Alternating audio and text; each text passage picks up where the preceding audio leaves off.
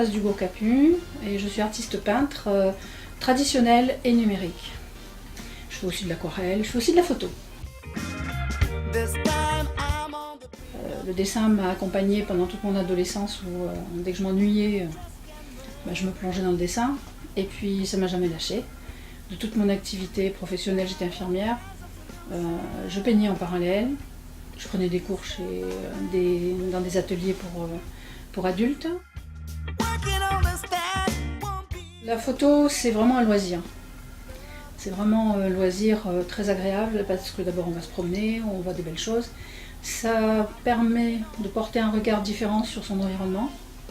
J'aime beaucoup la macro parce que ça permet de montrer justement un point de vue très différent sur des petites choses. Et en plus, ça me sert de support pour ensuite créer du numérique avec. Le numérique, c'est aussi un complément parce que finalement, ce que je crée en numérique m'inspire dans ce que je fais après sur toile et inversement. Donc tout ça, c'est un gros paquet dans lequel tout se mélange. Puis je tire une ficelle, alors ça va être un numérique. Je tire une autre ficelle, ça va être une peinture sur toile, et puis voilà. J'ai fait des études de psycho et j'ai travaillé pendant 10 ans comme psychothérapeute. Et puis un jour, j'ai dit maintenant c'est pour moi, je travaille pour moi. Et depuis 2007, je suis professionnelle artiste peintre.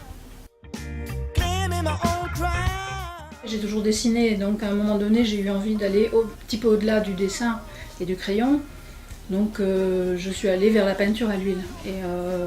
Et là, ça a été révélateur parce que jouer avec la couleur, d'ailleurs ma prof de l'époque avait été étonnée que pour débuter, je sois aussi coloriste. Pour moi, la couleur, c'est la vie, c'est l'énergie, c'est la passion, c'est stimulant, je me réveille des fois le matin avec des images colorées dans la tête. Je commence par, souvent je pars sans idée précise, sauf une ambiance colorée que j'ai envie de mettre sur la toile. Donc je pars dans une gamme de couleurs. Là, je suis partie sur le bleu, parce que je voulais faire quelque chose de tropical. Et ensuite, je me lance sans réfléchir, en jouant avec la couleur, avec la peinture, au pinceau, au couteau, même des fois avec les doigts. Enfin. Et après, je mets de la pensée sur ce que j'ai jeté en préalable. Et après, je réfléchis à la composition. Là, je mets un peu de technique, c'est-à-dire la profondeur, la perspective aérienne, les couleurs complémentaires.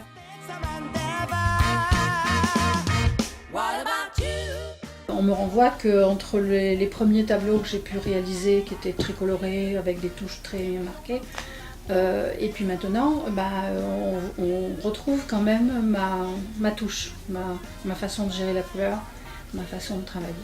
Là, c'est des tableaux qui sont plus anciens par là, sur le bleu qui est au milieu là.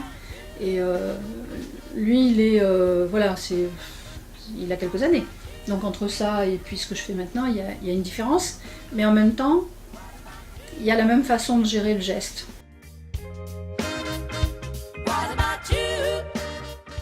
J'ai commencé par être très influencée par les impressionnistes. Parce que ça, c'est du figuratif qui me fait voyager. Je démarre comme je démarre une peinture acrylique ou une peinture à l'huile sur une couleur, sur des mélanges de couleurs que je fais, que je travaille après avec certains effets d'estampage, de mélange. Le format, moi je le mets en pixels ou en centimètres sur mon programme.